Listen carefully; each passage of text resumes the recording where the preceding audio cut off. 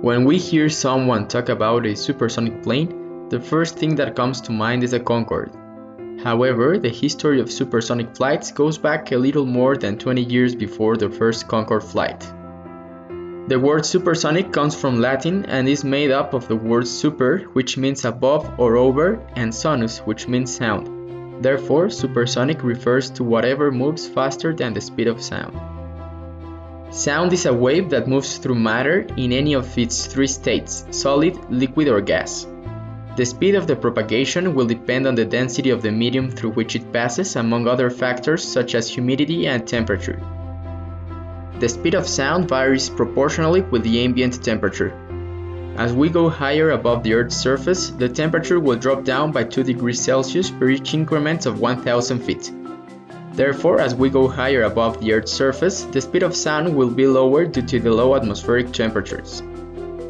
At sea level, the speed of sound is about 1,235 kilometers per hour, while at 33,000 feet or 10,000 meters above mean sea level, it will be of approximately 1,000 kilometers per hour. Since the beginning of aviation, pilots have always tried to go faster, but they found out that as they approached the speed of sound, the aircraft presented strong turbulence and vibration caused by the characteristics of air compressibility and the fluid dynamics.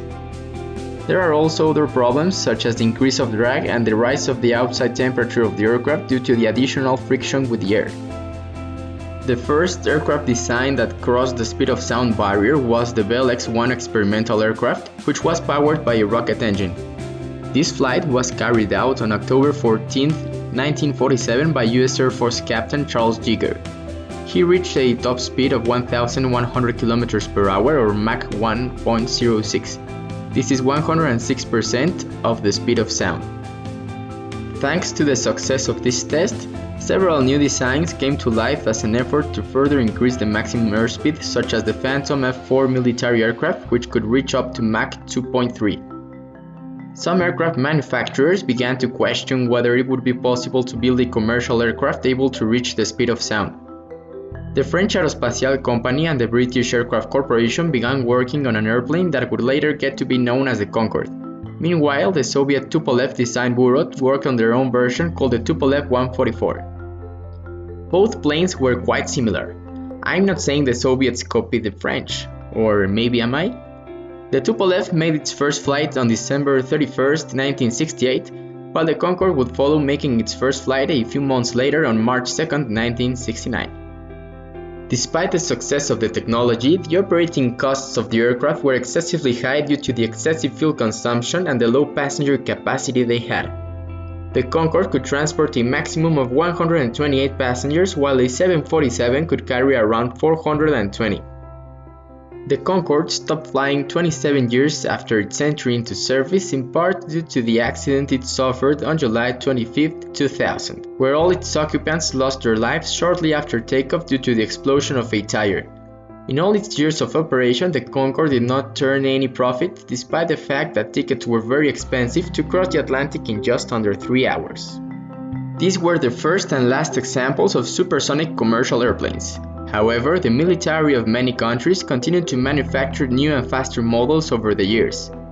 Today, the speed record is still held by the American X-15, which reached a speed of Mach 6.7 or 7,200 km per hour.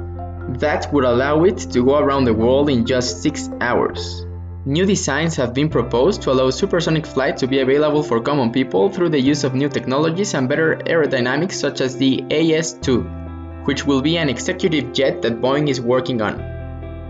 However, fuel costs continue with an upward trend, and for most people the barrier that prevents them from flying is the cost of the ticket rather than the flight time.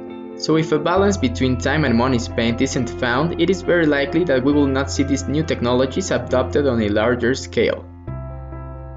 We hope you learned something new today, and we invite you to subscribe to our channel and share our video with your friends and family, so that in this way you help us continue making content like this. Thank you very much for watching and see you next time.